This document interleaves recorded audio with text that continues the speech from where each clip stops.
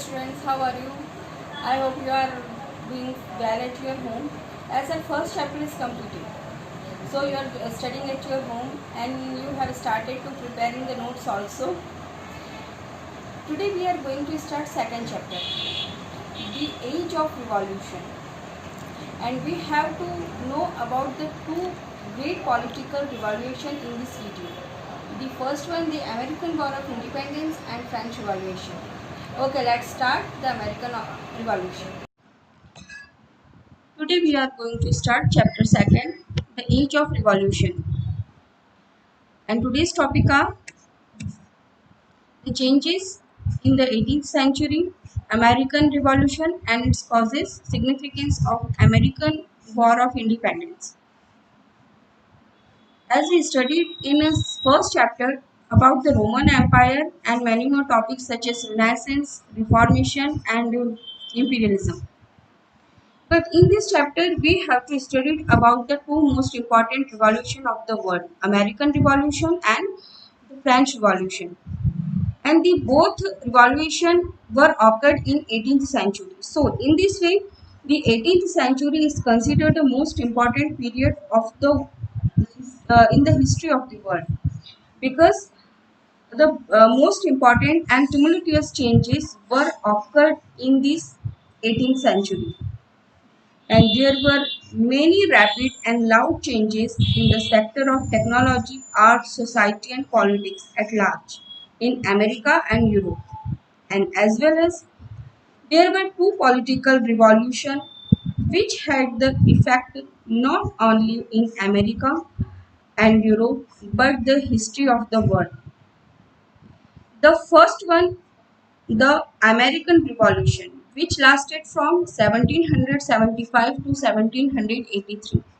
And the second one, the French Revolution, which lasted from 1789 to 1795.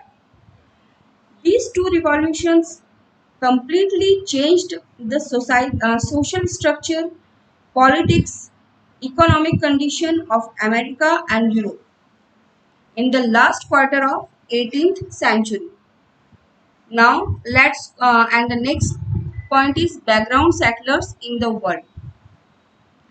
In this point, we will know about that how America is built on the discovered island by Christopher Columbus. Yes, we all know that about the Christopher Columbus. As we discussed in previous chapter, that Christopher Columbus discovered America in 1492. Then after Amerigo Vespucci, yes, Amerigo Vespucci, America and Amerigo, both words and both names are same in sound. Amerigo Vespucci was an Italian merchant, explorer and navigator from Republic of Florence.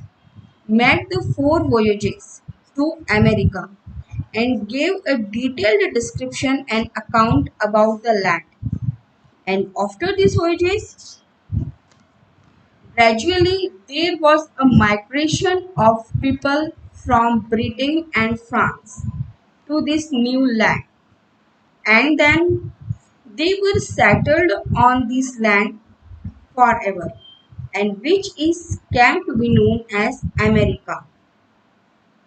The American name is derived from the name of Amerigo Vespucci, or we can say that America named after Amerigo Vespucci. Please keep in mind. Next point is American Revolution. Okay, let's move to the American Revolution. By the end of 18th century, the 13 English colonies had been established in North America along the Atlantic coast, and these colonies had their own local government and they enjoyed their autonomy, but they still under controlled the British Parliament, which had the right to impose tax on them. Means the local government of these 13 colonies had no right to impose any tax on the colonist. But later gradually disputes arose between the 13 American colonies and British Parliament regarding the excess of taxation. The 13 colonies were being levied unfair taxes by the British Parliament, which was unjustifiable, and they were completely fed with this situation, and they started revolt against the Britishers with the slogan of no taxation without representation. Uh, what is the meaning of this slogan? No taxation without representation. Means colonists said that we will pay the tax only when our representatives participate in British Parliament. Otherwise, we will not pay tax. They expressed their grievance that British Parliament had no right to impose tax on them because no one American colony had representative in the parliament, and thus these colonies fought a war of independence to free themselves from the British control. This is known as the American Revolution. So, in this way, American Revolution was the time when British colonists in America rebelled against the rule of Great Britain. There were many battles fought. The colonies gained their freedom and became the independent country of United States. And now we will know about the conditions and situation of the 13 American colonies which were the responsible of American Revolution. And first one, economic exploitation, or we can say that the economic condition in 13 American colonies.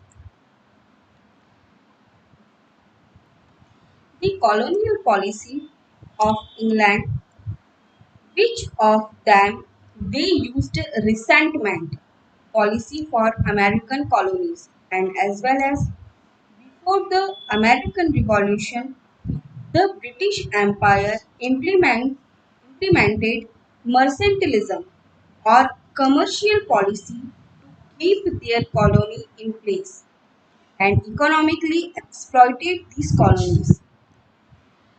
Okay, now we discuss one by one point. Each colony had a local assembly, and this assembly had a proper right to frame laws regarding the local matters. Whereas such laws, rules and regulations were imposed by British government, which were against the economic interests of these colonies. Thus, many policies were formulated to harm their economic interests. Second one, the British government used these American colonies only as a market and source of raw materials for their economic interests, and as well as they laid down the list of certain commodities such as sugar, tobacco, cotton, indigo, and other commodities could only exported to England. Means they had no right to production of other commodities. The British imposed heavy duties on the import of goods in the colonies from other places. The British Empire had imposed restriction on the establishment of certain industries such as ironworks, woolen goods, textile, so that the same industries in Britain did not face any competition. So, in this way, British government through these various policies and laws harmed the economic interest of American colonies, and the revolution opened the new market and new trade relationship. Now next point is political system in colonies or political causes due to which American Revolution occurred. As we know that the British rule politically controlled the 13 American colonies. Although each colony had their an assembly and whose members were elected by the people of colonies. But the head of these assemblies was called governor, and this governor was appointed by the British Parliament, worked only for the interest of British government and not responsible for the colonist, and he was only responsible for the British government. Therefore, the people of colony strongly protested it. And next point, separate identities of the colonies. American colonists enjoyed their personal and specific social and cultural lifestyle. They were simple and liberal minded. Over the year, gradually these colonies established their own distinct identity, and this was the inspiration of their War of Independence. And the next point is philosophical basis of revolution. There were some great philosophers and their ideas who inspired the American revolutionaries for their independence. According to their ideology, every person has certain fundamental rights, and no one can deprive them these fundamental rights. Therefore, they supported these fundamental rights for human being and played a significant role in American Revolution. Now you can see the pictures. John Locke. John Locke was an English philosopher and physician, and widely regarded as one of the most influential of Enlightenment thinkers, and commonly known as the father of liberalism. His writing influenced the American revolutionaries and many colonists inspired by him. Next one, Voltaire. He was French Enlightenment writer, historian, and philosopher, and famous for his wit. He also played an important role in American War of Independence and criticism of freedom of speech and freedom of religion. Thomas Jefferson. Thomas Jefferson was an American statesman, diplomat, lawyer, and philosopher, and founding father who served as the third president of United States. Yes, President of the United States, and previously served as the second Vice President of USA and principal author of the Declaration of Independence. And Rousseau. Rousseau was a philosopher, writer, and composer. His political philosophy influenced the progress of the Enlightenment throughout Europe and Revolution of America. Next point is the events leading to a revolt. In this point, we will discuss about the leading events, incident, or a reason which were the responsible for the American Revolution. The first one, Stamp Act 1765.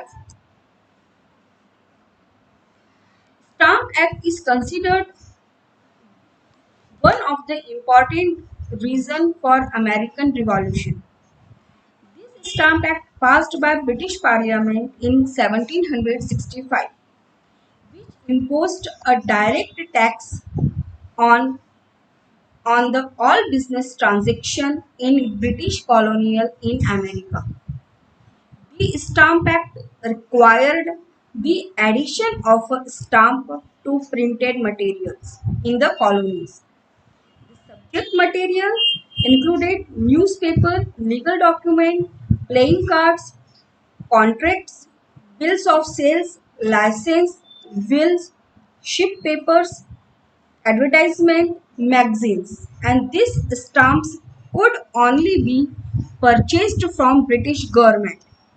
We can say that in easy language, when whatever type of business transaction was done by printed material at the time, and then you will have to affix a stamp on that printed things, and this stamp was form of tax, was published by British government, and the revenue stamps up to 20 shilling were to be affixed to all legal documents, and the American protested violently against British government and boycotted British goods and opened the path for the American War of Independence. And the next point is Boston Tea Party. Boston Tea Party was an incident which was played a significant role in the American War of Independence, and the American strongly opposed the Stamp Act, which was the imposed by Britishers, and they forced the British Parliament to withdraw it.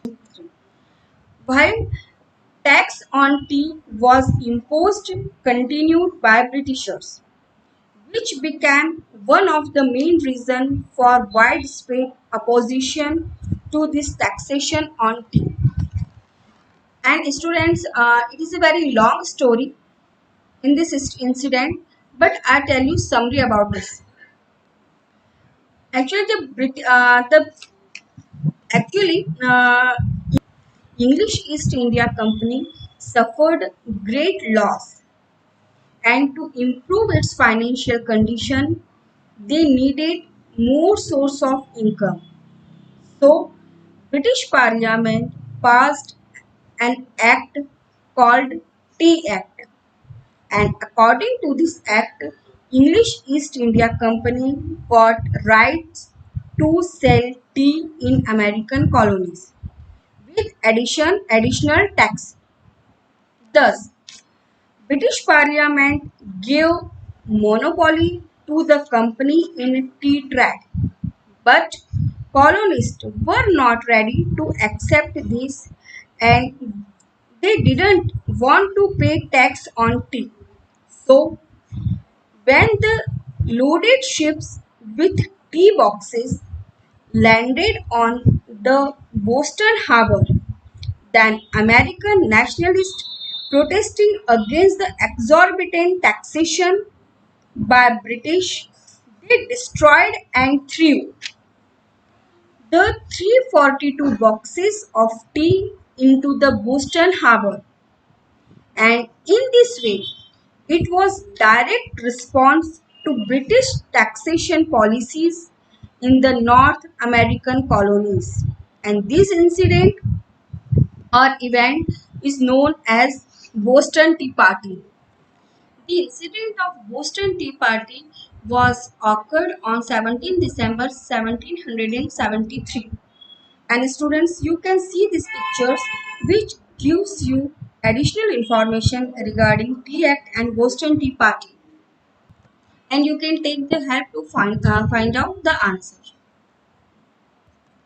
Next point is First Continental Congress. In 1774, the elected members of colonial legislature of 13 colonies called the meeting of First Continental Congress in Carpenter's Hall in Philadelphia, and the delegates took two major actions. A letter to King George III.